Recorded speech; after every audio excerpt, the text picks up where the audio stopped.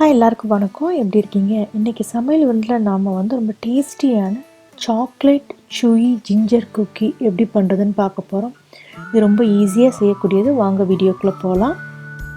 இங்கே நான் butter room temperature butter 3/4 கப்புக்கு எடுத்திருக்கேன். இது பட்டர் கட்டாயம் ரூம் டெம்பரேச்சரில் தான் இருக்கணும். அப்போ தான் நமக்கு சுகரோடு சேர்த்து மிக்ஸ் பண்ணும் பொழுது நல்ல க்ரீமி டெக்ஸ்சராக நமக்கு கிடைக்கும்.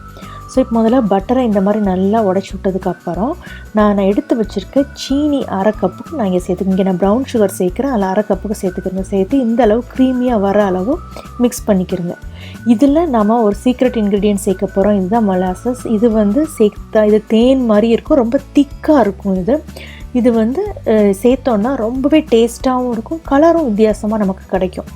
இதில் நான் ஆரஞ்சு எசன்ஸை சேர்த்துருக்கேன். இதுக்கு பிறகு நீங்கள் வெண்ணிலா எசன்ஸ் சேர்த்தாலுமே ரொம்ப நல்லாயிருக்கும். ஸோ இந்த லிக்விட் ஐட்டத்தை சேர்த்ததுக்கப்புறம் இதை நல்லா இந்த மாதிரி மிக்ஸ் பண்ணிக்கோங்க.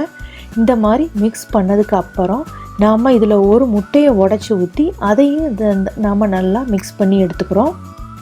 ஸோ முட்டை சேர்த்து இந்த மாதிரி நல்லா மிக்ஸ் பண்ணிக்கிறங்க. இந்த அளவு மிக்ஸ் பண்ணதுக்கப்புறம் நான் இதில் துருவி வச்சுருக்கேன் இஞ்சி, ரொம்ப ஃப்ரெஷ்ஷாக துருவி வச்சுருக்கேன், அது 1 டீஸ்பூனுக்கு சேர்த்துக்கிறேன். பேக்கிங் சோடா 1 டீஸ்பூனுக்கு சேர்த்துக்கிறேன். சின்னமன் பவுடர், பட்டை பவுடர் 1 டீஸ்பூனுக்கு சேர்த்துக்கிறேன். சேர்த்ததுக்கப்புறம் உப்பு 1/2 டீஸ்பூன் சேர்த்துக்கலாம்.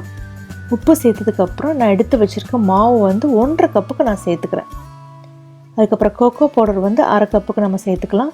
சேர்த்ததுக்கப்புறம் இந்த கலவை எல்லாத்தையுமே நல்லா மிக்ஸ் பண்ணி விடுங்க. அதாவது கட்டித்தன்மை இல்லாத அளவுக்கு நம்ம மிக்ஸ் பண்ணணும். ஏன்னா லிக்விடோடு இந்த மாவு சேரும்போது சரியாக மிக்ஸ் ஆகாது. ஸோ நல்லா இந்தளவு மிக்ஸ் பண்ணுங்கள்.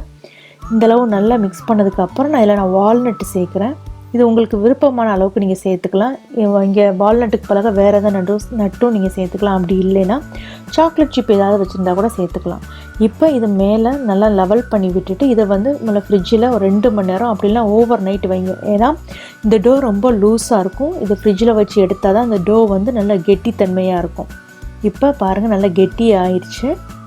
இப்போ நாம் இதில் குக்கி நம்ம டோ ரோல் பண்ண ஆரம்பிச்சிடலாம். முதல்ல கையில் நல்லா பட்டரை தேய்ச்சி எடுத்துக்கிறோங்க. தேய்ச்சதுக்கப்புறம் இதில் 1 டேபிள் ஸ்பூன் அளவுக்கு மாவை எடுத்து அந்த குக்கி டோவை எடுத்து அதில் கையில் நல்லா இந்த மாதிரி ரோல் பண்ணிக்கிறோங்க. ரோல் பண்ணதுக்கப்புறம் நாம் இதை என்ன பண்ண போகிறோம்னா ப்ரௌன் சுகரில் லைட்டாக ஒரு கோட் கொடுக்க போகிறோம். ஏன்னா இது பேக்காகி வரும்போது அந்த சுகர் மேலே ஒட்டி இருக்கிறது ரொம்பவே அழகாக இருக்கும். பார்க்க குழந்தைங்க கட்டாயம் விரும்பி சாப்பிடுவாங்க. ஸோ இந்த மாதிரி நல்லா நீங்கள் ரோல் பண்ணி எடுத்ததுக்கப்புறம் நம்ம ட்ரேயில் ப்ளேஸ் பண்ணிடலாம். இந்த ப்ராசஸ் நீங்கள் பண்ணிகிட்ருக்கும் போதே உங்கள் ஓவனை 350 டிகிரி ஃபாரன்ஹீட்டுக்கு நீங்கள் ப்ரீஹீட் பண்ண ஆரம்பிச்சிடணும். இப்போ நம்ம ட்ரேயில் எல்லாத்தையுமே வச்சுட்டோம். இப்போ நாம் இதை ப்ரீஹீட் பண்ண ஓவனில் 12 நிமிஷம் வச்சு எடுக்க போகிறோம். இப்போ குக்கி நல்லாவே பேக் ஆகிடுச்சு. நீங்கள் ஓவன்லேருந்து எடுத்த உடனே நம்ம சர்வ் பண்ணிடக்கூடாது. இது கொஞ்சம் நேரம் ஆற விடணும். அப்போ தான் செட் ஆகும், இல்லைன்னா உள்ளக்க லிக்விடாக இருக்கும். ஸோ இப்போ கொஞ்சம் ஆற விட்டதுக்கு அப்புறம் நீங்கள் இதை எடுத்து கூலிங் ட்ரேயில் நீங்கள் ப்ளேஸ் பண்ண ஆரம்பிச்சிடலாம்.